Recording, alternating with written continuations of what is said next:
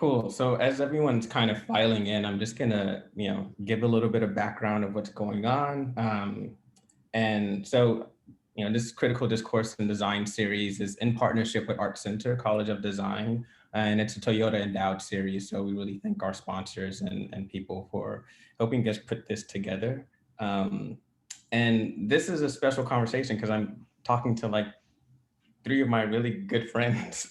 And so I'm really excited to have this conversation. We've been in the pandemic and a lot of what we've been experiencing for about a year, a little over a year now, maybe, or close to a year. Um, and I think that like 2020, the whole of like last year really placed some renewed spotlight on a lot of the systemic issues that we see happening that fail to accommodate the needs and the safety of Black and marginalized communities. But it also shed light on some opportunities for us to improve and a new generation of change makers and leaders to build the change that they wanted to see in the world. And so I'm super happy to just have a conversation with, three people who I've seen build some incredible things within a short period of time to address some of the issues that they've been seeing in their community.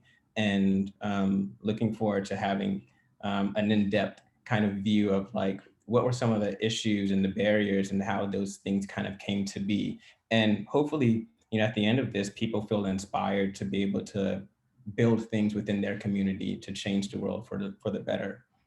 So before kind of getting into stuff, I want to give everyone, all of my panelists, some moment to introduce themselves. So on my screen, I see Mitzi, Shola, and Shakeil. So first, we'll just go with Mitzi first, and then Shola, and then Shakeil. Okay, honored to be on first, but my name is Mitzi. I am one of the co-founders of Where Are the Black Designers, which started as a conference highlighting just kind of like the overall journey, experience, and struggles of becoming a Black designer and all of the implications that occur within just that journey. And then actually kind of like organically turned into a platform where we just kind of focus on empowering, educating, and providing like physical, mental wellness resources to Black designers, as well as just like amplify Black talent. So that's just kind of like what we do in a nutshell. And our community is pretty open, so you can like go have some fun, join some conversations, contribute to just kind of like the fight against racial injustice and just like diversity and representation within the design community. Yeah. I'm Shola. I'm a blend of a strategist and a creative director. My day job is running Airbnb's design, marketing, and design education teams. So we focus on experiential events, digital campaigns, building creative resources and open source tools for the creative community. And then at night, which I'm pretty excited about, I'm founder of Breathing Room, which is a new coalition. And we focus on ways that art and design can come together with activism to contribute to just Black people living without limits. And we're pretty new, so we just released our first project, and that is a toolkit called the Necessary Trouble Toolkit. And that focuses on helping just like everyday citizens and residents of the US understand sort of like the laws that protect police brutality, and helping people understand how they can join the fight against that.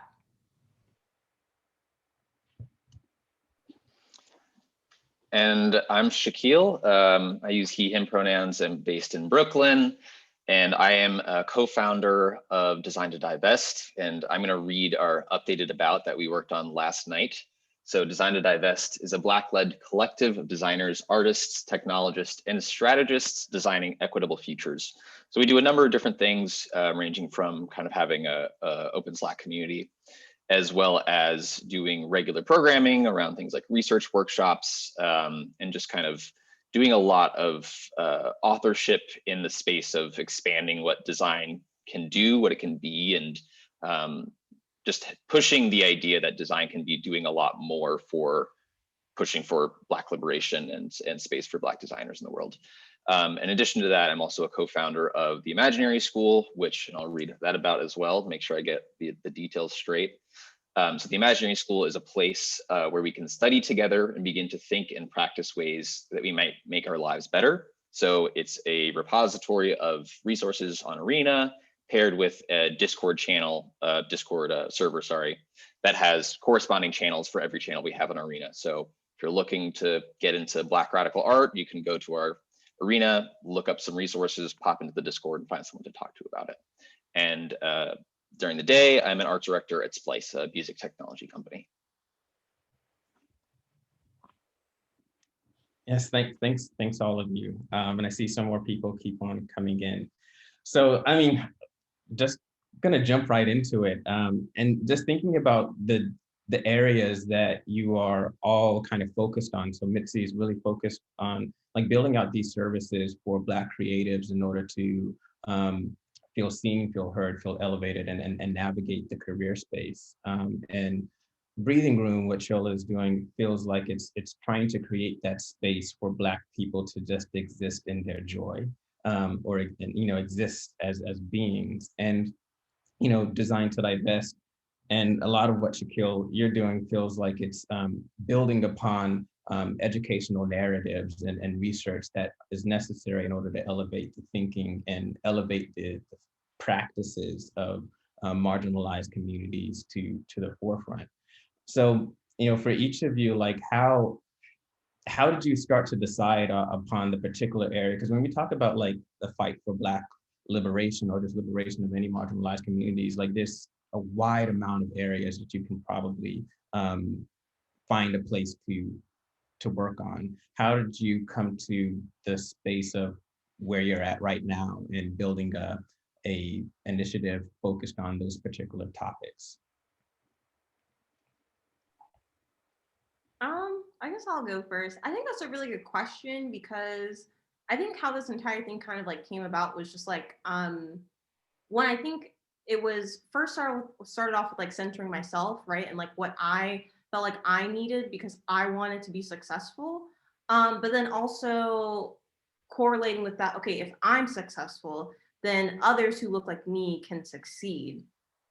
So I think the first problem was for me was just kind of like I couldn't see anybody that looked like me in all of these like different places within design. And I thought it was like, to me, I felt like the design industry was just kind of like the most hypocritical industry, because here we are looking at all of these like solutions, and we're in this like discipline where, we're the most progressive, we have to be thinking globally, empathizing with other people. And then we're not bringing different perspectives and backgrounds and just like races, age, gender to the table to kind of like solve for like all of these vulnerable populations of people. And so I thought that was so bizarre, and it just made me so frustrated, because I'm just like, here I am in this space that I'm really passionate about, that I love, but that doesn't love me back. So like, how do I disrupt that space to not only allow myself, but allow my people to have their joy within something that they love, but again, that just doesn't love them back. So that's kind of like how it came about. I think was just like not being able to see myself in something that I literally put like blood, sweat, and tears into, and like not getting anything back from that because of all of these other barriers, and because of like the comfort of just like white supremacy not allowing me to like, get into that. Mm-hmm. Yeah, that you pulled, there's a few like very interesting things there that, we can definitely touch on, but, I want to let Shakeil and Shola kind of respond and answer the question. Yeah, I can chime in on that, because I think, the creation of Design to Divest was kicked off by Vanessa Newman on Instagram, and it kind of just was this inflection point where I think there were a lot of us who were looking for something to come together on and build together. And for me, a big thing is just research. So in both cases, Design to Divest and Imaginary School, I've been looking for things like that, I think, my whole life. And I think that's also a really important part of just putting any new thing together, is really making sure that you're not like cannibalizing on any other initiatives that are happening, and making sure whatever you're building is really needed and is not, you're not just building it for the ego of it, but you're building it because there isn't anything else out there like it. And that's kind of the big thing for me in both of those projects is I had always been looking for a community of designers to think radically and build things together and really push these new definitions of design, as well as looking for a space to talk about anything from the new Nintendo Direct to, you know, the Reddit stock collapse to, you know, Toni Morrison's birthday, you know, all in one place. And so those are the kind of the big things for me, is just there was, after a lot of searching, I didn't see anything else like it out there. So I figured it was on me to put it together, and me and my collaborators.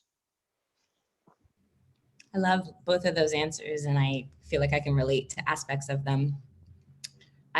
The aspect I can relate to, Mitzi, is this idea of like centering whatever you're building in something that you're deeply passionate about, because that also ensures that you will be committed to it. And you will have sort of like the energy to be able to keep working on it when it's difficult. And police brutality, as for so many people in the Black community, was always a trigger for me. And it started a couple years ago, the summer with Philando Castile. That summer was incredibly rough, and I won't go into it now, but I worked on a project in sort of like my day job that leveraged design and activism to sort of try to inspire the employees at Airbnb to have a conversation about racism, because we were also going through Airbnb while Black at the same time. And we knew that we couldn't solve that problem unless we could talk about it internally, and we weren't having that conversation.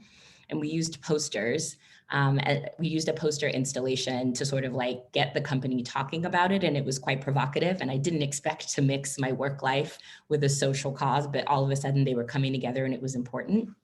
And so that was the first time I kind of realized the power of design to get people into a conversation that have different backgrounds, to have that conversation, even if it's uncomfortable and painful. And a lot of change came from that. It ended up inspiring Airbnb's Super Bowl campaign that we did around acceptance. So that was sort of like my first window into that. Then kind of like moving forward, what I think is really interesting is after Floyd was killed, I took a week off work, and I was really grateful because I had a boss who understood the importance of that, and spent a lot of time trying to research and understand the cyclical nature of the problem and why this keeps happening. And to Shakeil's point, you have to look at what exists around you before you build something to see sort of like, is there something already solving this problem? And I found so much incredible research, and like I had a team of incredible people that I work with. We all spent a lot of time doing research, and it took so long to find out the basic information we needed to feel informed. And I felt really disempowered. Anytime this happens, I think our community feels disempowered because we just don't know how to fix it. And there's so much information, but it wasn't aggregated in a really thoughtful way. And so that sort of was the genesis of us building the toolkit, the Necessary Trouble Toolkit, was really understanding that there was a gap for making that information a little bit more easier for people to understand. So it really began in sort of seeing what mattered to me, and trying to figure out a solution that could help me feel more empowered, and then doing a lot of research to figure out how we could do that for other people. The other aspect of that was really helpful was seeing the success of the open source tools that we had built at Airbnb, and seeing how impactful they were for something that wasn't focused on social justice. So it felt like, hey, if I have the privilege to be in this space and create this for a corporate company, could I apply some of that and those resources and that energy into something that personally is really valuable for my community? So it was a kind of like a mix of those things coming together. I love all of those answers. And precisely because like, I think as designers, a lot of times, like there's this idea of like pseudo objectivity. You know, we believe that we can just analyze something and then come up with a problem for a solution for somebody else's problem. It's like, it's not necessarily true for most cases. And, you know, we're experts in our own experience. And for each one of you, it's like starting with, what is it that I need as a being within this world? What is it that I need? And if I need this, then there might be other people who probably need something similar. And so can I create what I need for myself, and then figure out how I can make it accessible to other people who might need to access it as well? Which I think is very, very profound. And then something that kind of really stuck out to me with what you're saying, Shola, is that, you know, oftentimes when we're talking about this diversity inclusion, or just kind of dealing with liberation and racism, the research is really rooted in quantitative data. And the quantitative data does a really good job of telling everyone what's happening. Sometimes it tells people how it's happening, it never tells anyone why. And it seems like you really dove deep into like trying to figure out like, why is this happening? You know, we know that racism exists. We know that we are having trouble. We have Black men and women being killed by police. We know these things, we see the statistics, but why is it happening? And no one's really focusing a lot on doing that type of research. And so like, can you talk a little bit more about like, you know, what are some of the insights and the things that you uncovered, and how did you even structure and frame the research to start to uncover those things? Yeah, we had a really great researcher on the team named Hannah Pileggi who jumped in to help us. But when we started working on the kit, we knew we wanted to create a tool that anyone from the Black community could use if they had the energy for self-advocacy and self-education.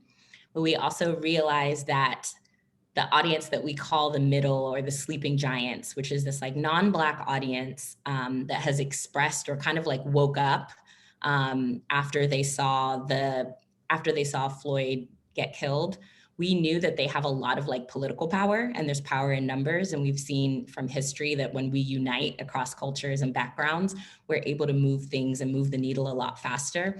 And quite frankly, like America is set up to listen to the lady from Kansas in the Pearls, the like white mom at the soccer game, a lot more than America will listen to me or Mitzi, right? So we knew that we needed this audience to act. And we knew that like Black people should not just be fighting for their own freedom and lives, like other people need to step in, especially since we didn't create the problem. And so one of the things we did was we did qualitative research with the Black community. And then we did quantitative research and qualitative research with non-Black advocates who kind of expressed that they knew it was a problem but hadn't done anything about it, because we wanted to understand like what are the barriers, what are the challenges. And some of the insights that were really interesting that Hannah's team were able to gather with, there were like 4 main things. The first one was shame. And we have like a learning coach on Breathing Room, and we talked a lot about how like shame doesn't motivate or inspire people to do something actually. The second one was doubt. I think, you know, we're in the height of cancel culture. And so everyone is pretty active and we're watching behaviors. And I think sometimes that can translate into people being doubtful about what to do and how to make the right decisions. The third one was not understanding who to trust. A lot of organizers and activists have just different perspectives of we've seen on how to accomplish the goal. And so if you're newer in the space, it can be hard to figure out like, who should I be following? Who should I be listening to? And then the last one was, I don't know the next step to take. Like I've activated by protest, but I don't know like the right next step to take that can be really impactful. So those insights were really helpful, and it helped us build the kit around those challenges. And that research really has guided the process, understanding some of those. So our focus was really trying to build something that could address those concerns. Awesome. So there's something that you said, and I kind of want to pull on a little bit what Mitzi was saying as well. Like, so from your experience, Mitzi, you were passionate about this field of design, but this thing of design didn't really care for you in the same way. It wasn't accommodating you in the same way. But also, you know, but what both Shola and what Shakeil is talking about is this idea that design has a power to inspire people to do the right thing. So this kind of like, you know, dichotomy a little bit. And I just want to kind of get your thoughts of like, how do you start for all of you, like, how do you start to look at design and the power of design and maybe shift what design has been used to do into something that can start to be more liberatory? That's a really good question, because it's like, I think that we've already, or people have already used design to inspire, right? And then also like take, almost like use vulnerable populations and solve for them to inspire other people, but then like not give the chance for those people in those vulnerable populations to actually design and inspire like others. So it's like a weird dichotomy where it's just like, I feel like the whole inspiration thing has been almost kind of like weaponized in a way through just like empathy and that whole thing of just like, oh, well, if I can empathize with you, I can talk over you, right? Like, so I think it's just like really interesting, because it's like the inspiration is like there, right? Like that's the whole point. And that's why I said that this industry is really hypocritical, because it's like the industry's there, but the people that are being designed for are not like having their voices be heard, right? And then I even think about the whole thing that I was taught in design school is like, when you design for one, you design for all. And I think that's extremely problematic, because I'm just like, we're all different. Like, we come from like different backgrounds, we have different stories, we have different like narratives. I think that some of our struggles are like universal, but I think we can't be thinking about designing for one and then designing for all when we're all different like that. Like I feel like that's what just perpetuates like white supremacy, right? And that's why we see like a lot of designers only thinking about designing for privileged people, and like then we're not thinking about how do we design for, again, vulnerable populations, especially because the opportunity space is so insane. It's massive when you design for vulnerable populations of people, but when you design for privileged people, it's so much harder. But that's also considered to be like radical, to be just designing for like human rights. Like it just doesn't like really make sense to me. But that's kind of like my thought on that, if that even made sense.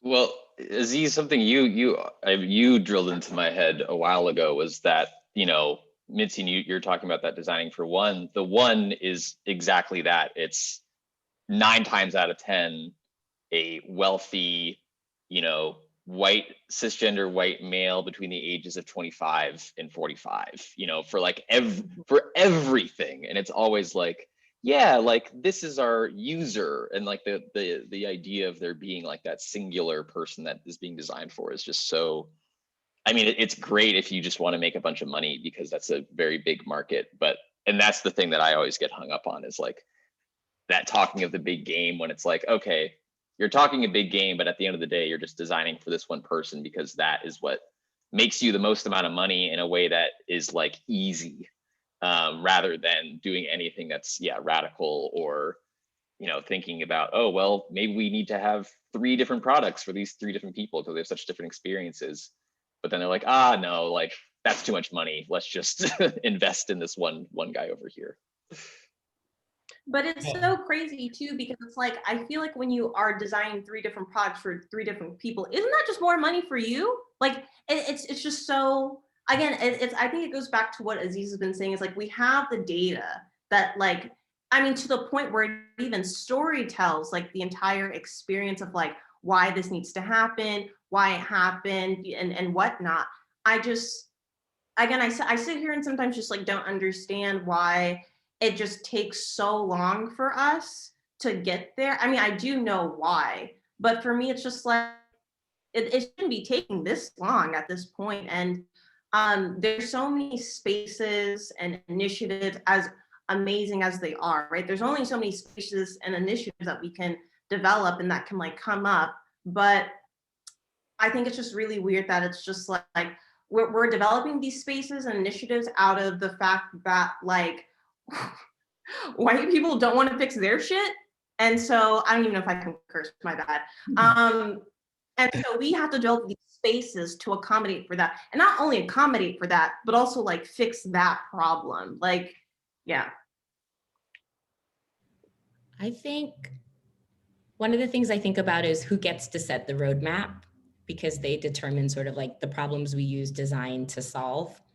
And as you see more Black founders, you see us tackling really interesting things that really reflect the needs of, like Mitzi, the community you're talking about, really reflect the needs of us as individuals. So there's a lot of power in who gets to be a founder, who gets to set the roadmap, who gets to make the decisions. And so I think we need to create more space for the people who are making decisions to come from different backgrounds and to come from our community. Another thing I think about is how we identify how we recognize that we can also take, and we meaning everyone, allies, the Black community, how we can use like the skills that we organically have and enjoy and apply that to problem spaces that sometimes we don't necessarily consider or think about first when we think about design. Like we know design will get us to buy like the newest makeup. Like I'm guilty, love Fenty, like I'm excited about that. We see shoe drops, these things are incredible. Design is part of telling the story about why we should get these items. So trying to think about like, what can I apply design to that doesn't necessarily seem sexy at first, but could be really thoughtful in the solutions that we come up with. So I think that's a really important one. And that's what we were trying to do with Breathing Room, was figure out how, okay, outside of work, all these people have these different skills. And if they spend some time working on a problem space that we didn't think design actually could have a big impact in at first because we hadn't considered it, can we make a difference? Because in the space of like police brutality, when we were doing a lot of research, a lot of that context and information is pretty academic, and we understand why. It's a very serious topic. But a lot of the PDFs and the kits were like 100 pages long. Like it's really hard for us with the way we consume content right now, right? To sit with something that's like a 100-page PDF and get through it and find the actionable aspects of it. So we began to see, wow, there's a space to try to make this a little bit more bite-sized, align a little bit more with how you consume content on mobile. So I never thought that we could be creative and have fun with creating something that can feel so deeply traumatic. And there were really hard moments. But I also realized, wow, there's space for creativity in this thing that I didn't think could have space for creativity. So I think being able to like volunteer or show up and see problem spaces in a different way, I think can be powerful. And there are a lot of really dope projects out there around like Black healing that are just thinking about these things in really like beautiful ways. That's like, so, and I just want to let everyone know in the audience that if you have any questions, like feel free to put it in the Q&A. We're going to have about like 15 to 20 minutes at the end to answer any questions that you have. So just drop it in the Q&A. But to kind of like jump in, so like, you know, this idea too about designing for the one, right? When it comes to the organizations that we're building to fight for and center Black lives and Black liberation, because we understand that like, you know, there are multiple different communities that are struggling from the oppression of the status quo. We as Black people are focused on helping Black people, but we stand as allies to other communities. So like, how do you continue to like maintain the integrity and the original intent of your organization, and the value set, and center the people that you set out to center whenever there's so much other stuff going on in the world, and also so many other people who want to be adjacent to your organizations or to the things that you're trying to do, as a way of penance as well?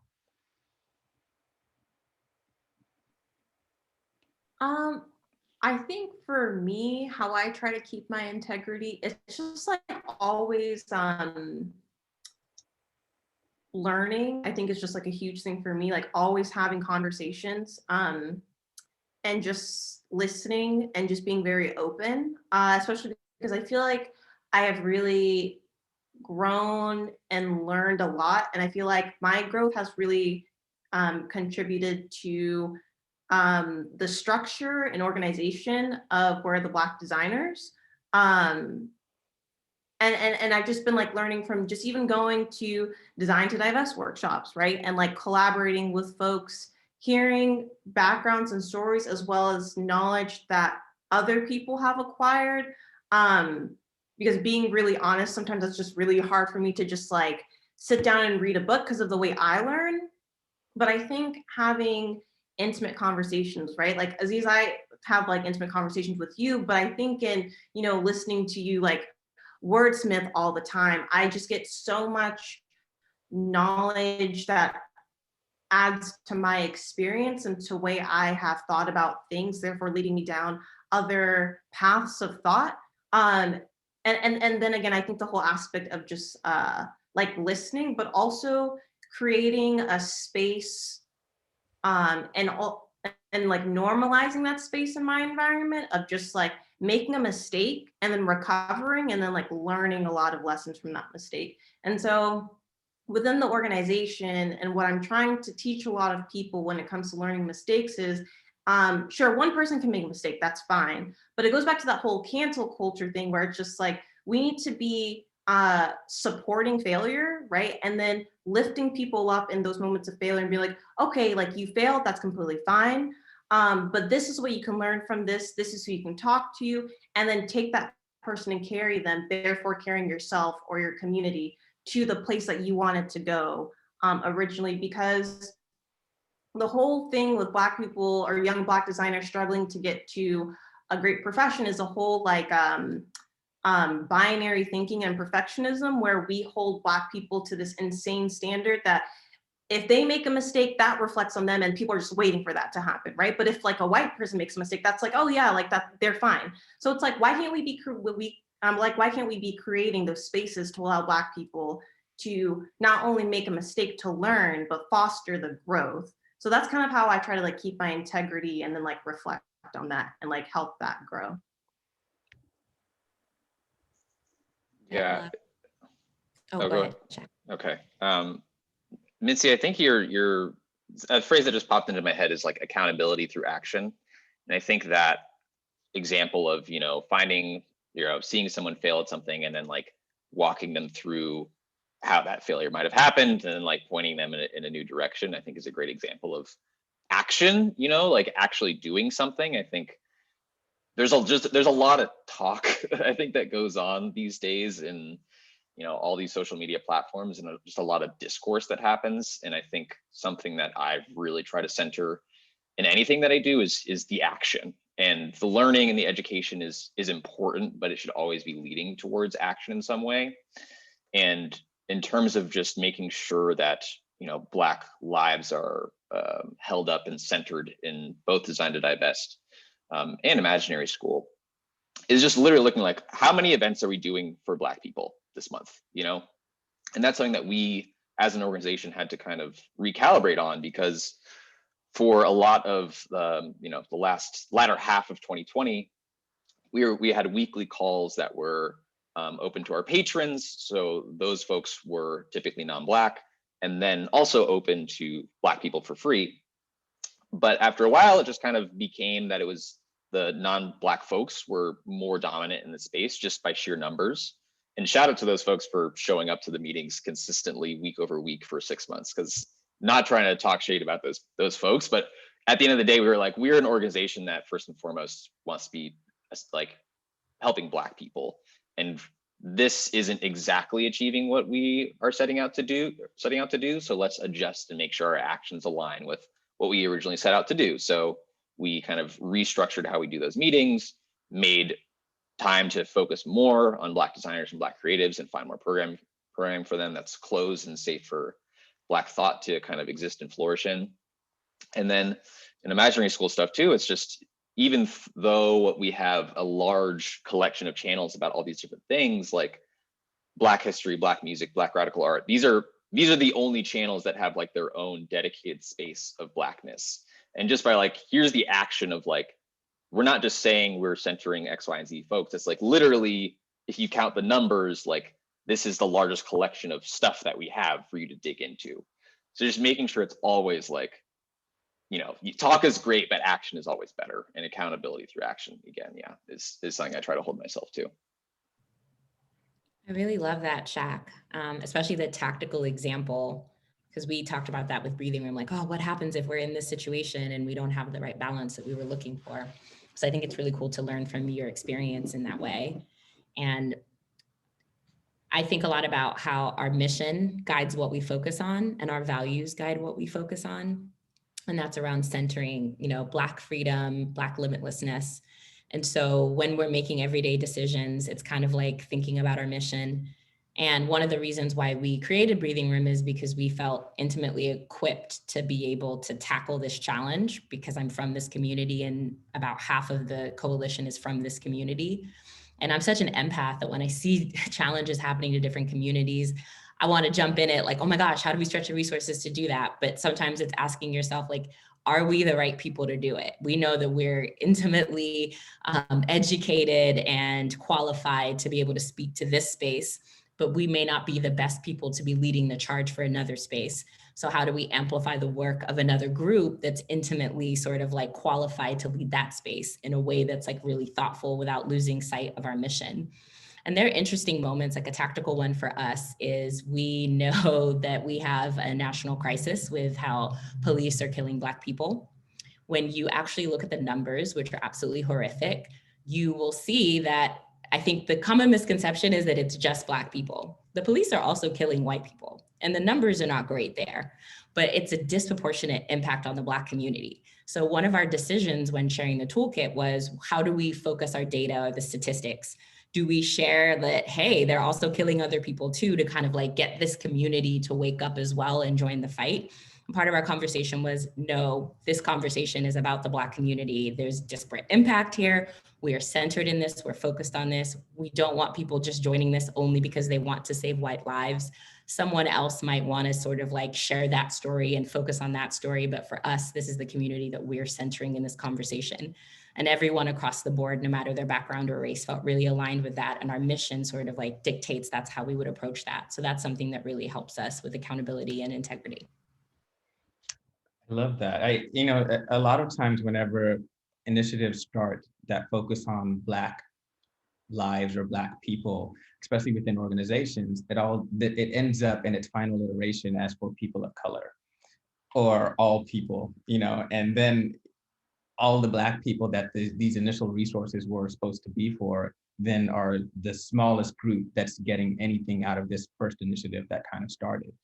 But whenever these organizations are Black led, there's always there's a difficulty too, and also trying to maintain kind of centering Black people and the needs for Black people, while also being there to support. Because right now, what's happening with our Asian American brothers and sisters, the racism that they're facing right now, it's very, very difficult, and it's very hard to kind of watch. And we don't want to stand by. We want to support that. We want to provide resources and things there to support that. But we're also not the ones who have the,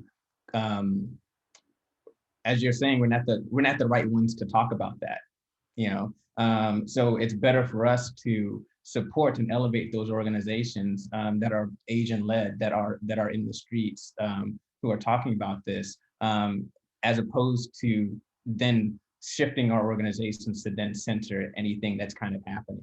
And I think that that's kind of a very difficult thing to manage. And I really like the way that you're you all kind of describing that. It's just being very, very clear and very transparent about, this is what we've kind of built this infrastructure for. But we do at the same time, we support, because the principles of inclusion, the principles of equity and equality, they resonate no matter what, no matter what community is supposed to be there. One of the things that I find interesting is that there's always going to be some sense of critique whenever you build something. And, I want to kind of dive in, because this is also if you build this initiative and you don't support this and this other thing or this other thing or that other thing, then people always have an opinion. And so I wonder how, for each of you, did you deal with the critique? Did you have imposter syndrome, and how did you deal with imposter syndrome? How did you separate opinions from constructive feedback? And how did you navigate those things and what you were building? What type of critique did you actually get, and how did those things make you feel?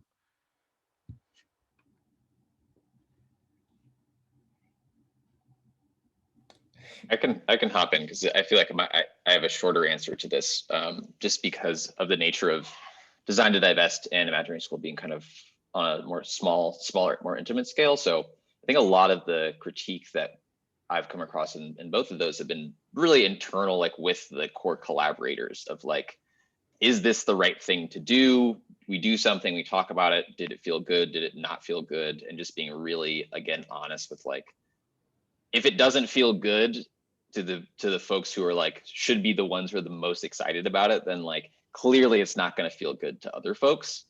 So just really making sure that we're always gut checking and again, going back to what is the core goal here, and is what we're doing aligning towards that and pointing towards that, even if, maybe it's maybe it's not as flashy or as exciting or blah, blah, blah, blah, blah, but if it's pointing towards the core goal, then like that is the thing that always needs to be pointed to. And having the, you know, the room to criticize each other and have that trust built up to criticize each other, I think is also really, really key, at least on like a leadership level. And I think that's one of the things that has made Design to Divest feel so good, at least to me, working with everyone else, is like, we took time to build up a really deep rapport of trust amongst each other, where we know if you do something and someone else is like, I don't know about that, like, you know, it's not like a personal attack or anything. It's just like, oh no, like, you're right, like this was not the right move here, or like, I actually disagree with X, Y, and Z, but you can have that, you know, rapport back and forth without the you know, the pressures of, does this person like me? Are they coming after me? Blah, blah, blah, blah, all that stuff.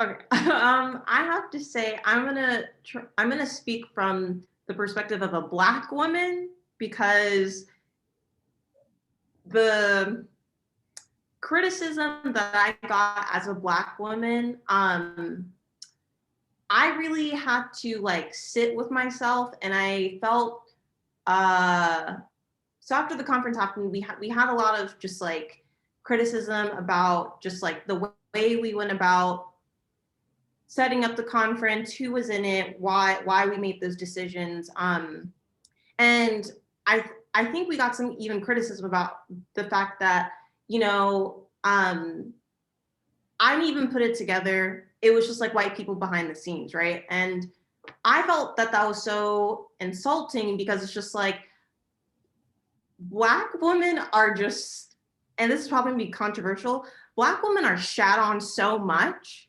and people refuse to believe that Black women can just contribute anything, and prefer to believe that somebody else did it than an actual Black woman like doing it herself.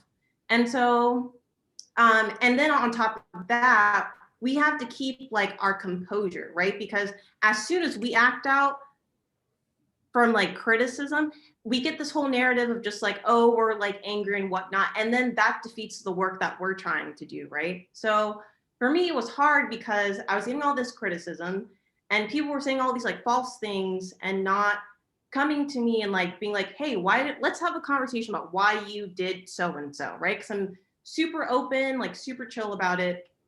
And I was feeling very angry about it, but again, I wanted to keep my composure, because I knew if I just immediately said something, all the work that I did would just be for nothing, because that's how much we risk.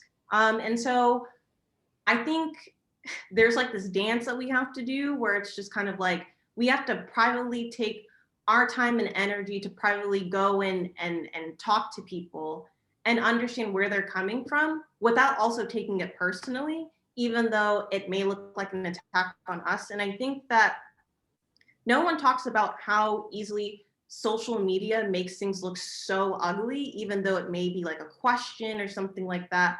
So sometimes you just have to go and just contact the person and be like, let's just sit together, just like have a conversation, like talk about it and like learn from each other, and go from there.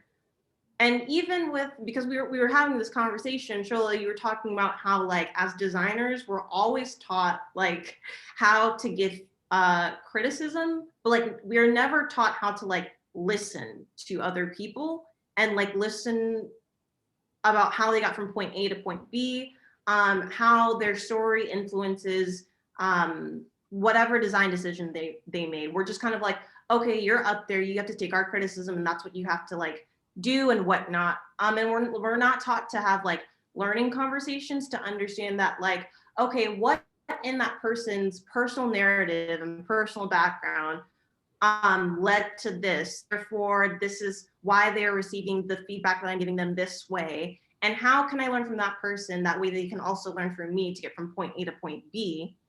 And so it's definitely like, it was definitely like a tango. And again, it just goes back to the whole point of just like how I'm trying to center things within our community and build an environment where it's just like, we need to be fostering like growth and education in the right way. So that way we're like, you know, like moving in a way that's not going to be, you know, bringing in white supremacy and whatnot. Thank you for sharing that. That's like so personal and vulnerable. And thanks for like, you know, being open with that. And you're right. Kamala Harris, Michelle Obama, Stacey Abrams. It's hard. It's really hard. The less privilege you have in society, the quicker people want to have an opinion, and an opinion that sometimes isn't educated or thoughtful. And so it's really hard because we have to have this like thick skin, and we're stereotyped so much that you're trying to sort of like navigate something that in some cases can feel really unfair, and do it with poise. And if you show emotion, then you fall into a stereotype and it's a circle. So it's really hard at times. One of the ways that we had to, like you talked about imposter syndrome, Azeez, like I definitely was very nervous because my background is more in like design and storytelling. So stepping into a project that focuses on America's racial strife right now, violence, policing, definitely I didn't feel like I was qualified to do that at all, but I understand the role design plays in like working with subject matter experts to be able to bring things to life. So one thing that was important for us, like a big stakeholder, was organizers and activists in those organizations. Another big stakeholder for us was the Black community. And then another stakeholder was like allies, because we wanted all of these communities to feel really good about the tool and use it. So we built in about 2 to 3 months of feedback and critique into the process. And so we got a ton of feedback and critique. And it isn't always easy, right? When you look at your product tracker and there's like 200 comments and you're like, oh my goodness. And what we tried to do was give the toolkit the type of polish and love that we give campaigns that we make for corporate companies or at travel and different things. And so what would happen sometimes too is people would see the level of polish with the project and the prototype and assume that there was like a big team or money behind the project. And so would critique it as if we were like a larger organization. So it was like a great problem, but also like a hard problem. And so one of the things that I learned too was, and I think you've referenced this really beautifully, and I hope you repeat it, Azeez, this idea of like people have different criteria and expectations around the work you're doing. So if someone doesn't understand sort of like what you're trying to solve, and we had a very specific thing we were trying to solve, it's okay to look at that feedback and realize like, okay, they're giving me feedback, but they have a different set of expectations. Maybe in some cases I can get ahead of that and explain what we're trying to do. In all situations, you're not able to do that. But in those situations, I'm able to sort of like discard that feedback and say it's so relevant, but I'm not equipped to do this, or I don't have the resources. And in other situations, it's really powerful to be able to see that people look at it from a different way, or they receive it differently than intended, and weave and incorporate that feedback into the process. But organizers, activists have such different perspectives that we got such conflicting feedback from them. You know, some folks were like, education is amazing, go deeper. Other folks were like, no, focus on this instead. So it was really interesting, and we had to sort of like sort it out with our goals. But I find that it can be really valuable and thoughtful when the intention is in the right place. But it's impossible to create something that everybody is excited with, and you can't get that. And it's okay. It's okay if not everyone agrees with the work. The last thing that my friend Morgan said to me was, when we were talking about critique, she said that she was down on herself. She's like a designer. And she was saying that she was working on this project and she was getting a lot of like critique and criticism. And her manager said to her, a lot of the people who are critiquing you right now are sitting on the bench. You're in the field. Why are you taking this feedback to heart from someone who's on the bench and doesn't understand what it means to be in the field? And Brene Brown has like a really beautiful quote that I think she pulled from Teddy Roosevelt that talks about how like when you're in the field, you're the one out there being courageous and in blood and guts, and you're dealing with it. And so sometimes you also have to really look at who's giving you the feedback and understand if they also know what it means to be in the field, and don't get stuck from feedback from the bench, which is really hard. But sometimes we have to be able to sort of like disregard that if it's not helpful. I love that. I'm going to try to practice that for sure. Hard, but yeah. Yeah. It's so hard, especially because I feel like, I think that a lot of organizers and activists really take it to heart, because I think that they really center a lot of people within themselves, and they're trying to always do a lot for people and do a lot for their community. So I think that when we feel so hard because if there's somebody negative saying something out there, and the way the internet works, it just multiplies, right? That's a population of people that this negative criticism is getting to. Therefore, they cannot benefit off of what we're trying to do for them. And at least that's why I take it to heart, because I'm just like, why are you out here just spreading all this stuff, knowing how the internet works, when it's like you should be giving us a chance to do what we need for our people? Because at the end of the day, like, I completely understand that in the Black community, we have been traumatized, like not even trust. I would even say not even trust each other sometimes, right? And so, like, from that trauma, we're trying to heal. And I watched this talk from Black Ignite, and Patience Woolridge, who's on my team, she was saying trauma gets passed down from one generation to another, right? Why can't we pass down healing from one generation to another? But it's like, if you continue to spread that trauma to other people, how are they going to benefit from that healing that we're trying to pass down? Which is why I think I and some other people really just take that criticism from the sideline to heart, because it's affecting somebody, I think, that we just want to like help. Yeah, go ahead. I just love how it ties to your point around, like, we should have the space to fail or iterate and grow and work on projects, and they shouldn't have to be perfect, but there's an expectation that we always have to succeed, because there's no space for a Black person to fail. You're like the only one in that class, the only one in that company, the only one in that college, the only one in that White House. So there's so much pressure all the time. And part of like liberation and freedom is the space to do something and have it not be perfect and not feel crucified and feel as if you don't even want to try again. And that also discourages other people from trying, because they don't think that they will get it perfectly. And how could we? We don't have enough of the resources and education to get things done perfectly, or the resources, the money. So we should have that space, you know. So there's a lot of balance in there. And I think there are a lot of really important themes in what you're saying. Yeah, and even just what y'all are talking about, I think really heightens the importance of spaces like Design to Divest and Where the Black Designers, and just having a place you can go to actually talk to other people. Because my thing with social media specifically that's designed for scale, it's really great for yelling. It's great for yelling about something that you're really excited about. It's great for yelling about something you hate, something you love. And you're just yelling like so loud with the megaphone, and you can't have a conversation with two people with megaphones. And like, I think that's something that just continues. And being able to like, okay, let's like take this offline from these spaces where it's all about who can yell the loudest and have the hottest take. And let's actually talk to each other and like figure out where the criticism is, where we misaligned, like exactly just going through the process of like a real discussion and talking to other people is just so key to have spaces to do that. I agree. And the thing is just like, I've noticed from talking to like organizations and how they start off, it's almost like a rite of passage that organizations have to go through. They have to just be criticized by everybody, be broken down almost to the point where they question themselves, right? Before they can actually be comfortable.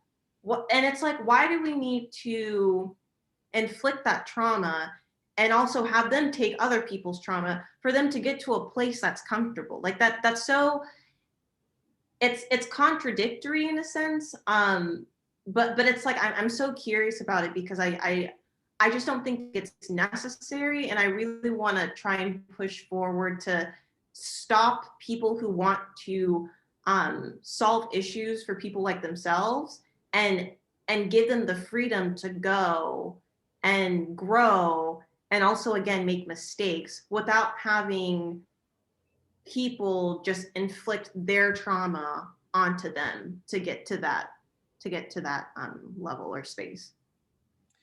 Yeah, I mean, I can touch on a little bit of what Shola was saying that I said, but you know, this all ties into this idea of like, you know, we need feedback, we need personal growth, and this personal growth as individuals, also, no matter what ethnicity, race, gender identity, sexuality you are, this personal growth is on your journey to the liberation for all people, the liberation for yourself, right?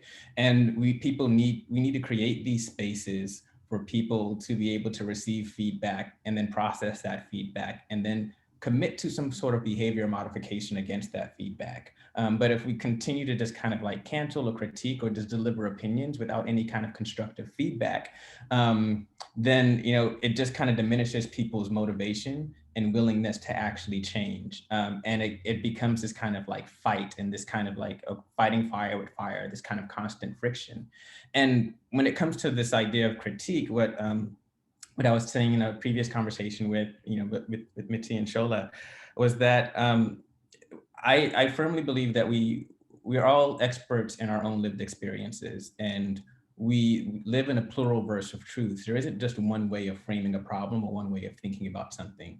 There are many different philosophical frameworks. Eurocentrism is one way. Afrocentric philosophies are another way. Native American and indigenous philosophies, they have a different ways of framing problems and ideas.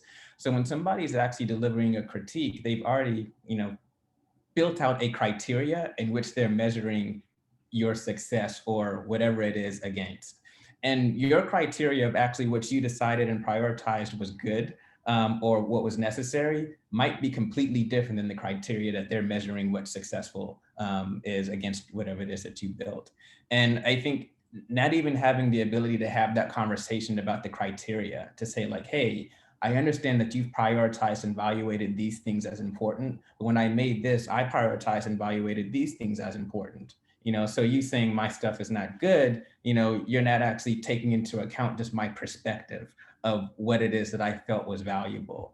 And I think that constantly being able to have that space for us to have those conversations of value sets, because again, like from a depth of just kind of cultural diversity, like different cultures are going to have different perspectives on the world, different perspectives of life, and everything doesn't exist in this binary. If it's not this, then it's this, there's not this dichotomy. So, I feel, what all of you are saying with this need for personal growth, but this need for us to kind of create the spaces for liberation through making feedback and critique, accessible. So I just kind of like even going into like a little bit more of like the imposter syndrome, because I think this ties to that, right? So like, whenever you like, there's this quote that I saw at some point, and it was, is it imposter syndrome, or is it that you spent your whole life having your experiences, talents, and intelligence devalued, right? and when it comes to this, too, and especially for us as younger like people who are trying to make change in our communities, especially younger Black people, because this is like so rampant in the Black community, because sometimes it's just like, well, if you weren't marching in a civil rights movement, then you have no business in trying to speak on these issues. And I'm like, well, like I'm 32, I wasn't born, I couldn't march, So, but damn sure, like I would have been there if I could have. But like to hold that against me and say that I'm not, equipped to be able to speak on these issues, I feel like that's not right. But like, can like either of you kind of like illuminate on like, did you have those feelings of like, okay, I'm not supposed to be doing this, or I can't do this? And then did you start to kind of mitigate that and actually start to maybe even get the information that you needed in order to feel comfortable? I feel like I'm still trying to get comfortable. I think that if you guys were there for the beginning of like where the Black designers, you will know that we were mysterious up until like the event actually happened. And it was like that for a reason, because I was like, I don't feel comfortable putting my face, behind this, especially, knowing that there's like a legacy. I don't know what that's gonna do to the people before me.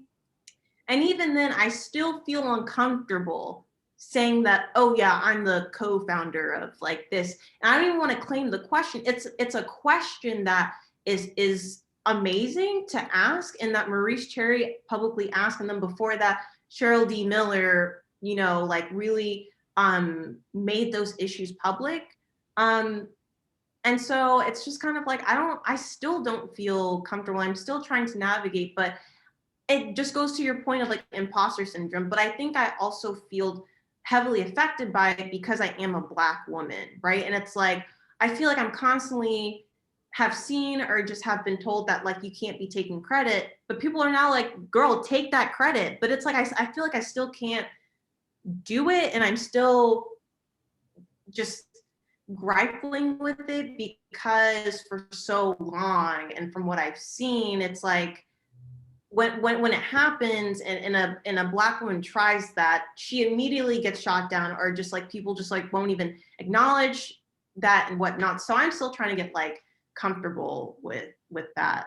So I'm actually curious as to how Shakeil and Shola are navigating that as well. I saw this video a couple days ago. I think I was referencing this to you, Mitzi and Azeez, called Black Money is Black Art. And I know I'm supposed to send it to you. If you guys have seen it in the audience, I hope you enjoyed it, because I randomly saw it on Instagram. And this video is fire. It just goes through all of the contributions, not all, actually, no, a fraction probably of the contributions that the Black community has made to culture all over the world and in America. And this video is done so beautifully, it takes your breath away. It's just like a very casual flex. And there are some contributions I knew about and others I didn't, and it just drops the receipts. And I feel like for the majority in America, they would watch that video and be like, Black people did that, they did that, they did this, they did that. But what really took my breath away about the video was I looked at it and I said, oh my God, we have done so much, but we are never given credit for it. Someone else takes credit for it, because we just have a legacy of like suppression and like an imposter syndrome. And meanwhile, we're like, oh my God, here's this thing, jazz. I guess it's just a blah, blah, blah. And someone else is like, I invented jazz. Or like, there are just so many interesting examples. So when I look at that legacy, in the moments where I feel it, especially since watching that video, I think about that and try to recontextualize my experience. And I thought your question was really important, Azeez. I had the opportunity. So when I started at Airbnb, we didn't have a design marketing team and we didn't have a design community. So I saw this opportunity to build that aligned with our business goals. And that involved like creating a job and pitching that job to our VP of design, because we didn't have that. No one had thought about it, wasn't on the roadmap. I didn't feel qualified to pitch a job, and I didn't think anyone was just going to give me this headcount. And so I remember doing research and like presenting it, writing it up. And I was like, I don't think I can do it. It's going to be crazy. They're not going to give me this job. This is ridiculous. Who just gives someone like a job? Who just creates a role? And I was talking to my friend, Michael Smith, shout out, white man. And he looked at me, he said, I'm actually confused. Why wouldn't you go pitch that? It's not a question that they should give you that job. That job is yours. This is like dumb. Why are we even having this conversation? Like, he was so thoughtful, but he had so much privilege in not even having to be like, could you get this job? Because in his life, he knew that if you had a pitch for something really thoughtful, there was a really high likelihood that people would be like, of course you should have this job. And so I remember being like, damn, is this how white men move through the world? Are they just like, I deserve this job? And so I did, and I pitched it and got the job and later got a team, and it was incredible. And Michael and I joke about it a lot. And so part of what I've learned from that is like, sometimes I'm talking to my white friends and just watching how they move through the world. And I think because the universe has been a lot more thoughtful, there's like a privilege that some people know or don't recognize that just allows them to feel more confident about trying things. But we always worry about being so qualified and having all these receipts and all these things lined up. And sometimes like our friends and peers don't even have those receipts lined up, and they're receiving some of these like opportunities.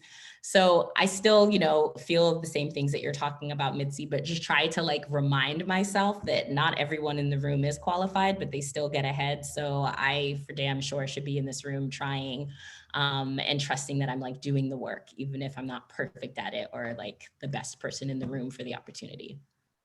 I love that. Oh my God.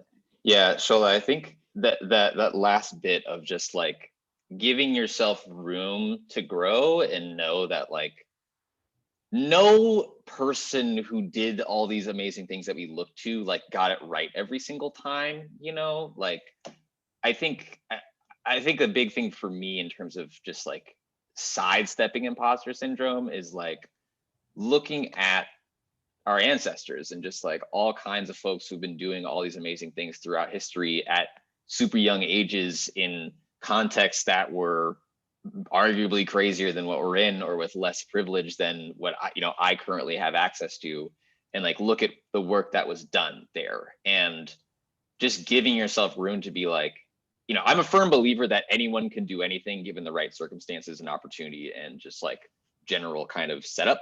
So I am just trying to leverage the setup that I have to the best of my ability for the most amount of people.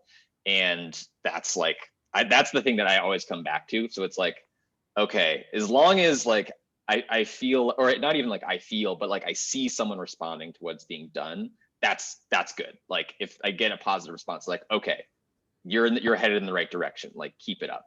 And there's always going to be criticism, distractors, and people who are jealous and all that type of stuff. And Mitzi, for you, I feel like a big thing was like y'all blew up quick, and I was like, who's this? Like, where'd they come from? Like that should have been me, like that was what I was getting a lot of, or like I wanted to be a part of it, but like they didn't ask me, like that was the energy I saw come through.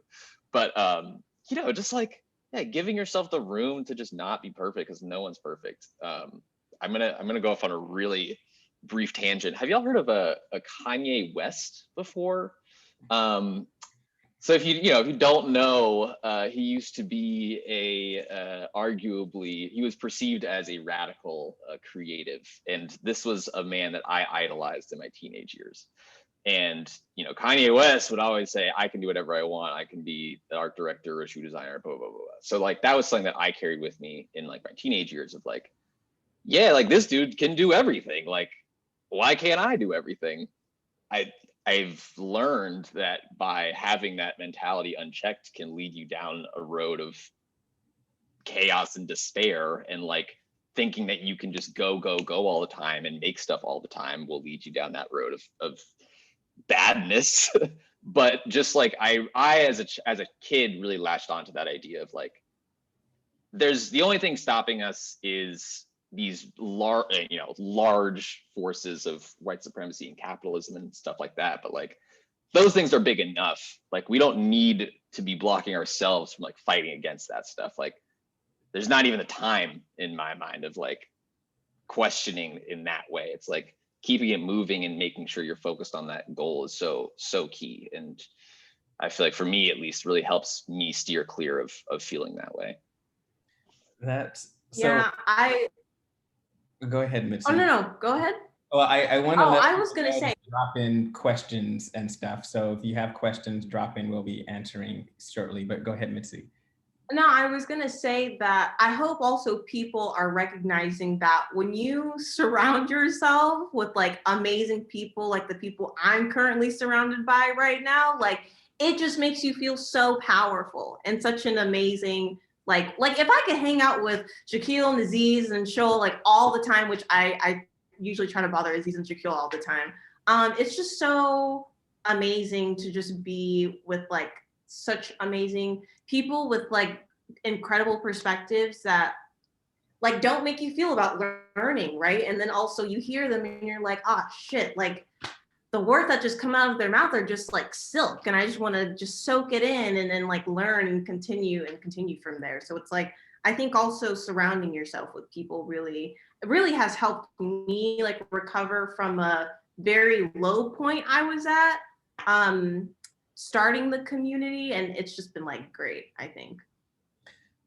I find that like, these connections that I'm hearing too with the idea of just thinking that you can do whatever, right? And understanding like, yes, like having that confidence and living like you can accomplish these things. But at the same time, as Shakeil was saying, like it going unchecked, we had, a previous president and Kanye West and all sorts of other types of people within the world who kind of have that mentality and it goes unchecked. So there's this idea of like providing room for reflection, understanding that yes, I can do these things, but also like, there's something that in a previous conversation that I was having with Mitzi, where Mitzi said something about like, we need to like normalize failure, normalize like failing and learning from that failure. And this is the only way that I think that we can actually get to that point of liberation. and kind of bringing it back to something we were talking about earlier in the conversation when Shola was talking about shame as not being a good motivator.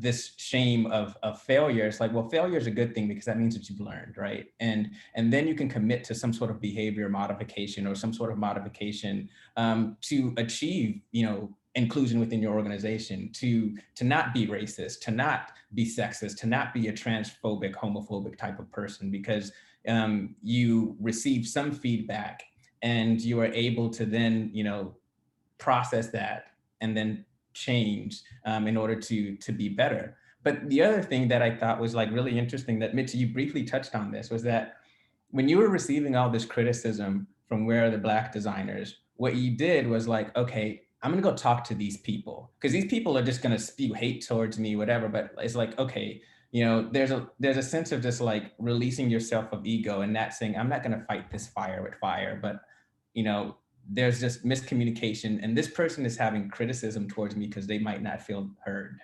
So I'm gonna go listen to them, and I wanna like, what was that process like for you? And, how did you kind of grow from that? Yeah, I think it's like, well, one, it's from the observation of like social media, right? Like cancel culture is so huge, and that there's so many fires because someone just responds to, again, someone yelling with that megaphone, right? And then it becomes like two people with the megaphone. And I think even in my background, and how I was raised to just like move about through life as a Black person, especially like as like an Ivorian, like American, that also wasn't assimilated with like Black culture.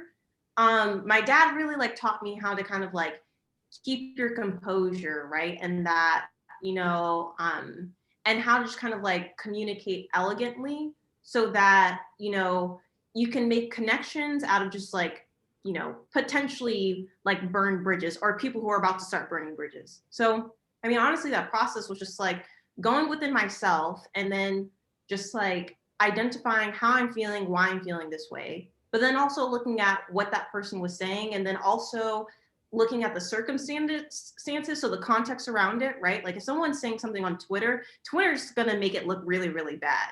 So just sifting through all of that and being like, okay, is this like criticism? Is this just like trash, or is this like actual, just like a gem that's just in the rough?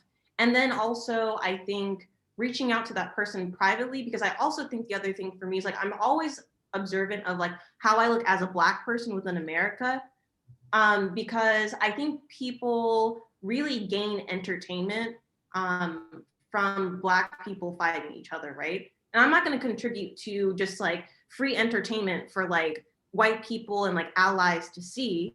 So I want to talk to them privately and understand where they're coming from. Again, having that learning conversation about what in their background is causing them to feel this way about what I did. And then also talking to them and learning about what I can do next after that. So then after that, that's just like emailing somebody, having a conversation, just like telling them that it's just like, I hear you, but I want to hear you more by communicating. And then I also want you to understand where I'm coming from and then going from there. And I think that, in my look, it's like worked. And I'll continue to do that because I feel like that's just kind of like the way to go. But you also like never know, like you may get like a bad apple every once in a while, but that was kind of like my process because it's just like, again, I just don't want to add on to what people are looking to do. And like white supremacy is like always like working in like the craziest ways. I'm not trying to contribute to it working exactly the way it's supposed to work. Wow. Yeah, that's brilliant. So we're gonna like start at, I'm gonna answer some questions shortly, but I have like a couple of more questions for all of you.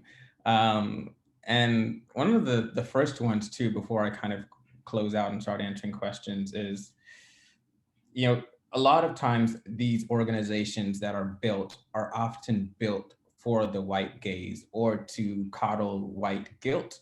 And there's something that I, in a previous conversation that we were having when I was just like, we talk about slavery, we talk about colonization, these things aren't Black history, these things are interruptions to Black history. and interferences to Black history. And what we see is that they're consistently continuing to interfere with Black history and the ability for Black people to just kind of exist in their own cultural heritage and growth and philosophical thinking. And that's why we continue to get movies like 12 Years a Slave and everything that's kind of rooted in Blackness being something that's surviving whiteness.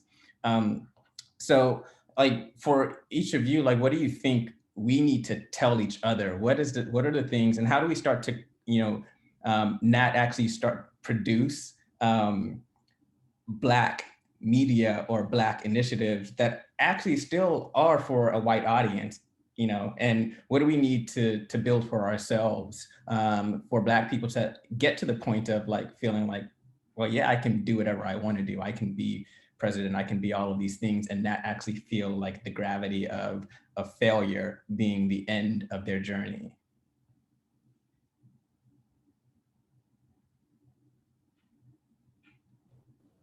I think the movement to really focus, and this has come up a couple of times, on Black trauma and mental health resources, so important. Because I think so much of our conversation today has talked about like mindset, and feeling confident or feeling, or the lack of confidence. And so I think a lot of resources that just support our everyday existence, just waking up in the morning, being able to do that, are really important. I think there's a lot of wonderful resources that are coming out that support us in different spaces. So in the finance space, design education, broader education, home ownership, there isn't enough. But I think things that are resources that support us in the barriers that we run up against in every normal aspect of our lives, even just like Black hair care products. So I think I love that there's a movement of that's happening right now that I think is really important. Like the simple things matter, basically. Like sometimes we're trying to build the most complicated things, and sometimes it's just like, hey, can I get some normal hair butter when I travel to Idaho? Like, how do we just have like, the normal essentials that I think a lot of other groups have as they move through life? I also think that we need to be contributing to like the fact that Blackness is not a monolith. So even within the Black community, learning about each other's history, because I feel like sometimes there's a breakdown of communication within the Black community because of the lack of historical knowledge. And that's also white supremacist history, because that trauma's inflicted on, Black American people, disrupting, like Nigerian history, right? Like Ivorian history, Afro-Latin, history, and more Blackness within that, or different types of Blackness within that. And so I think we need to be putting in the effort of just like communicating like all of these like stories and whatnot amongst each other, especially because no one really talks about the division within the community and some of the trauma we inflict upon each other, right? And how like and I'm not trying to be controversial, but like how some different types of Blackness are not accepted by other different types of Blackness, right? And so like, and again, that's just like, Black division is like white entertainment. So we need to be kind of like contributing to really like understanding that, because I think Black liberation in different types of Blackness is not talked about enough.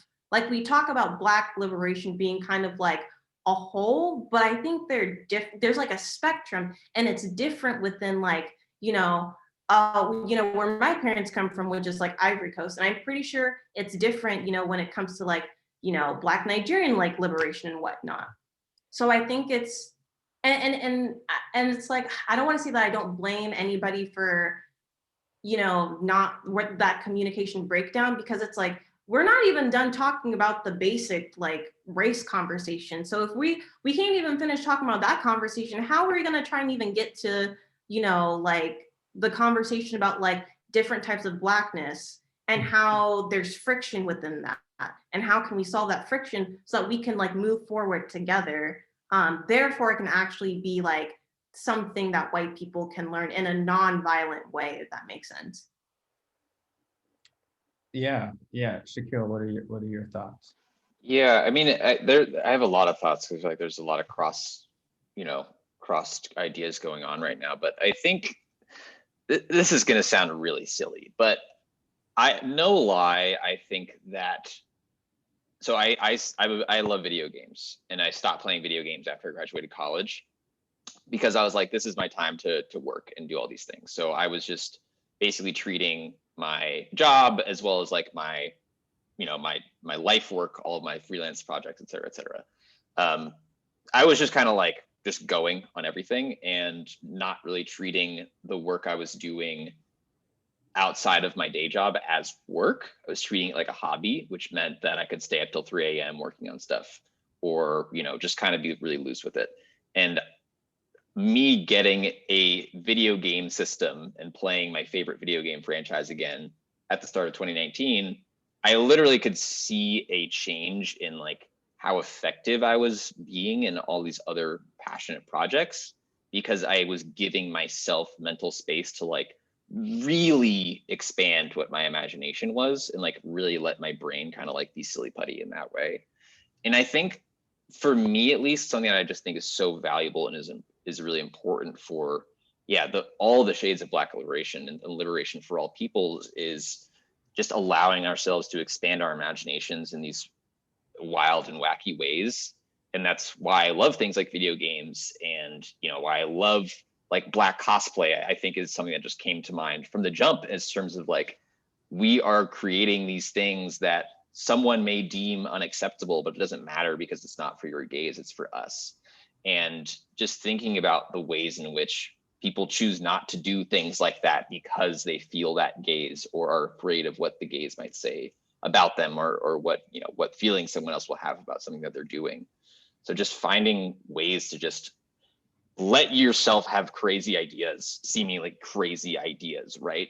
Having expansive ideas around what a future could look like for all of us is just, I think it's really key. And I think it's hard to necessarily do that just purely by reading theory and, doing research on police violence alone, because that stuff is really traumatic, as we've really talked about. And like your brain needs some space to just not turn off, but have room to kind of like marinate and think on all these experiences that you've been having in a way that is not bound or constricted by the experience, if that kind of makes sense. So that's just something I think about a lot, is just allowing and again creating the space for all these different people to have that space to do that kind of imagining together. Thank you. So we have like one question from the audience, but if anyone else has questions in the Q&A, just please put it up, and we will do our best to kind of get to and answer a question. So I think this one is actually kind of back when Sola was talking initially about the building of breathing room. This person, and forgive me if I pronounce your name incorrectly, but Sesha, she says, I run a data visual art workshop about privilege, and often participants get stuck in the shame mindset. Do you have any tips for helping them move through or past that? Yes, that is a good question. We talked a lot about this with our learning coach, Mos Ikediji. She's like incredible Black learning coach and career coach. She's really good. When we talked about shame, one of the things that really struck me was we talked a lot about how it's just human nature to run towards pleasure and run from pain. And shame is actually a good sign because it means you feel something about the problem. Like there's something there, you're feeling something. And because we run from discomfort, we want to suppress shame and put it away, pack it in a box and move on from the problem. But that shame and discomfort, especially if you're an ally, is a sign that you're probably doing it right. The fact that you feel something, the fact that you feel connected to it, that's okay. Like sometimes the allyship journey isn't comfortable in every moment. You're not like, I'm an amazing ally and I don't feel anything and I don't ever feel shame. So that feeling is okay. It's like good. And she said, shame is really good because it gives people the opportunity to like expand from that shame, and it gives people the opportunity to grow from it. It's like a starting point. And so I think the number one takeaways I got from her were, number one, let people know that that discomfort is okay. Normalize the discomfort of the allyship journey. Number two, create a space for reflection, because that gives people the next step from that shame. So we really focused on that in some of our history chapters. Like they always end with this like moment of reflection to help people contextualize things. The last one we weren't able to do effectively in the tool because of like limited resources. But the third one was give people who are experiencing that a sense of community so they know others are feeling that too. So if you feel shame, you feel so isolated. So how do you sort of like make it more visible that other people are kind of going through that journey? So if you can find ways to do that and give people a community, they become more committed and they don't feel as isolated. So those were like the kind of the top tips that we learned from our learning coach in that process. Your workshop sounds really great. I would love to hear more about that. Yeah, that's interesting because it's like, you know, I feel like shame and as well as like fear, like and guilt, they're all part of like a similar kind of emotional thing. And I don't think that fear is a durable or a sustainable motivation in order to affect change, you know. And if we are operating off of this idea of like, I need to do something because I feel guilty towards something, then, you know, it's only going to serve the purpose of allowing you to be exploited and not really make the change that's actually going to deliver the personal growth that's going to lead to your own personal liberation and whatnot. So if there are any other questions, please kind of definitely put it in the Q&A. And I have just one last question for the panelists. What were some of the biggest barriers that you've had in building these initiatives? And then a compound question to that is just like, as Mitzi was, and we were talking about earlier, and then how do you actually deal with the varying experiences of Blackness that are part of the communities that you've created? Short answer, time. That's the biggest one. I think all the time, like, wow, I could have done so much if, like, you know, I didn't have to work for 40 hours a week so I could pay rent and eat food. So like, you know, time, but like at a high level of capitalism, just like that whole system makes it really hard to make time to build this stuff by design. So I think that's like the biggest one at a high level, is just having the time to really dedicate to do this stuff, because it's all, I mean, very important to all of us. And like we've talked about, there's a lot of people who have a lot of feelings. So like you feel like you need to put that time in to make sure it's right. But it's like finding the time between the hours of 6 p.m. and 2 a.m.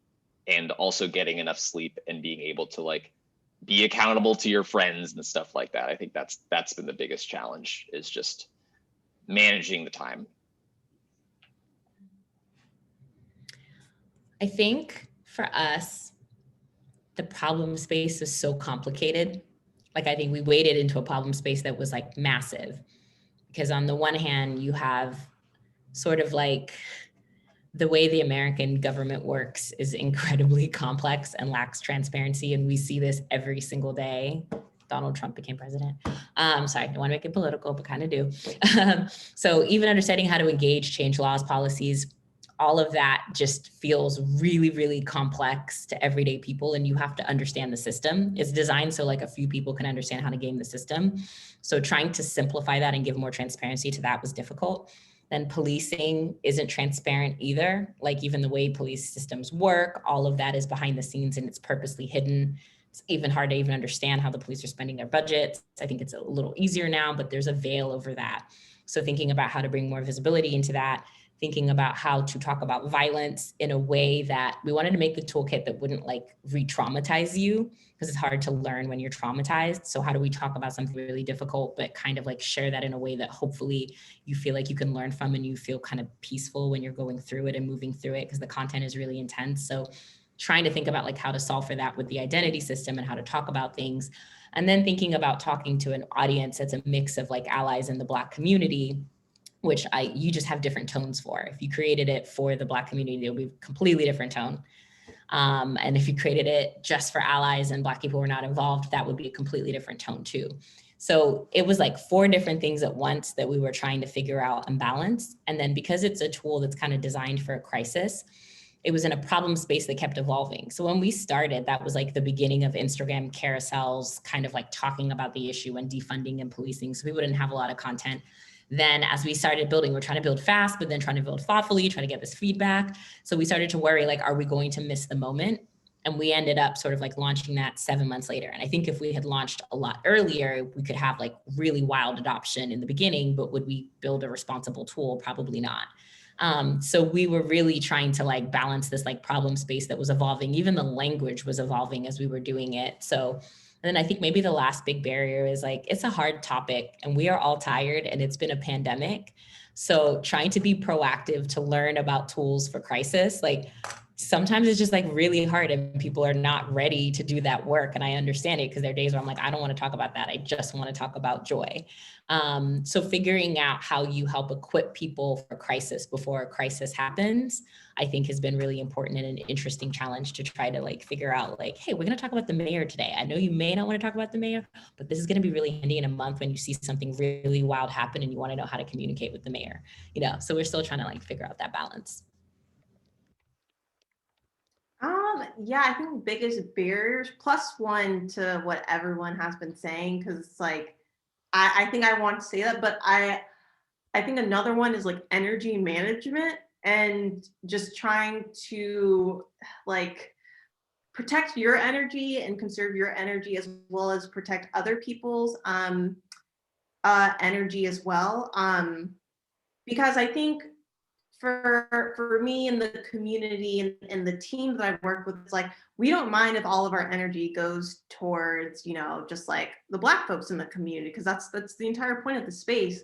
But I think it's like what would be helpful if there was an awareness within the ally community about how to spend another Black person's like energy. And I think I've seen some observations where like just even a person of color will be doing something there for their community and a white person will come in and be like, no, you shouldn't be doing that. And it's like, why are you telling another person of color how to support their own community? Like, you know, just like, so I think just like energy management and like trying to focus on that has been kind of like the biggest barrier, especially because I think what we're going through and the fact that it disproportionately affects the Black community on top of all the, you know, like memified deaths of just like Black individuals, it's like exhausting. So it's like, it would just be so helpful if allies can know how to navigate. And I'm, you know, very understanding that, you know, it's a dance. It's like weird. There's like a learning, you know, curve to it for sure. But it's like, yeah, I think energy management is like the biggest obstacle. Thank you. So we're coming into the end of this, and I really appreciate everyone. And I just want to give, you know, some space to let you all just, you know, give your final, like, what are some of your final thoughts on this? And, you know, we can start with Shakeil. And, you know, what do you want to, final thoughts to express to everyone? Well, I really wanted to hone in on something that Shola said about missing the moment around, you know, people were really talking about police violence in June, July, right? And feeling like if you didn't put something out then, does it matter? And that's something that I've grappled with before in a lot of contexts. But what I found really liberating is just like letting go of there being a moment. It's like it's always happening. You know, the police been killing people for hundreds of years. They're not going to stop in July. You know, it's like putting out the toolkit and just having it out. Like that's enough. And same with Design to Divest. It's like, we want to be here for a long time. And to do that, you need to balance your life and the work and not overload yourself. So letting go of there being a moment. It's like, this is a life, we're all on a lifelong journey towards liberation together. So I think that's just one thing that I would share with everyone, is like letting go of the notion that there is a right time to do this liberation work. Like it is always the right time. So it's just finding time for yourself to survive and also make time for the work. Mitzi, what are your final thoughts? Oh, final thoughts. Ooh, so many, and I can continue on this conversation forever, but it's like I don't even know what to say besides the fact that we are in for a very long journey, right? But it's also about, I think, self-awareness on how you can contribute to how long this journey can be, right? And really just contributing in like non-violent ways, especially helping with what we're all talking about. And the thing we just have been talking about most of the time, with just like producing and creating truly inclusive and safe spaces by allowing so many things that right now aren't allowed due to white supremacy, and that really hold up to why it's so hard for Black joy to happen in any space or any type of just like circumstance. So yeah, I think that those would be my final thoughts. But also, like, thank you for having me. I really enjoyed this so much, and I could just do this forever. And that's all I'm just gonna say. I just really loved it. I second that sentiment. I feel like I learned a lot just from this conversation. I hope other people were able to. So thank you for hosting us. My final thoughts are just around, it's okay to take baby steps. Like, I didn't begin trying to build a community. It was really like, oh my gosh, how can we create like a resource? And then in the process of creating the resource, we were like, you can't just like put a resource out into the universe. You probably want to make sure that you have a community so you can keep educating and learning and growing. And so that was built second, and just trying to like put something out that was valuable was the first one. That was like my particular journey. And what I found along the way was there were so many incredible people that were like, yo, that's kind of like my vision too, or my mission. And I feel like I have something to contribute to this. And I'm sure both of you, Shaq and Mitzi, felt this as well. People just kind of appear when you have like a purpose and a vision and you're like stepping into your calling. So it doesn't always have to be this big thing. You don't have to begin with saying, I want to build this big community. It's just like, this tiny step can open up a whole other world, and you will find people who will show up and want to be part of that and push you in the places that are really difficult. So literally just take a baby step, volunteer for one little thing, like do a small step. And that can kind of like lead you on a path that you don't expect. So yeah, that's my thing. Thanks everyone. Thank you all. Like, so, I mean, just to like, the three of them are like dear friends. Like, I love them to death. And I could have a one-on-one conversation with each one of them for like 24 hours straight and that be a dull moment. So, I'm super excited and happy that, that all of you were able to join, and all of you were able to kind of just witness this conversation and this dialogue. And I hope that people learned, what I want, people to really take away is just that the change that you want to see in your community is possible. No matter if it's focused on the Black community, focused on disabled, focused on Latinx, trans, whatever it is, the liberation that we want to see for the world is possible, and everyone can actually have it simultaneously without taking away from others. And we, as Sola was saying, can just take the first step. You don't have to change the world tomorrow, because you're changing the world every day with the actions that you take and your commitment to taking actions to even just better yourself, even if it's just, hey, you know what? I'm going to be a better human being to other people than I was yesterday. And I'm going to figure out how to do that, and that could be the first step. So, I really appreciate everyone tuning in for this conversation. Excited to share more conversations with people, and hopefully you all stay tuned. You can see Breathing Room, Design to Divest, Where Are the Black Designers, are all on, and Imaginary School, all on Instagram. Breathing Room, and all websites are the same name, and except for Breathing Room is makebreathingroom.com. Is that correct? I definitely encourage everyone to check out that toolkit if you haven't already, and start to really understand the lineage of police brutality within America. So thanks everyone again, and we're signing off. Thanks so much, everyone.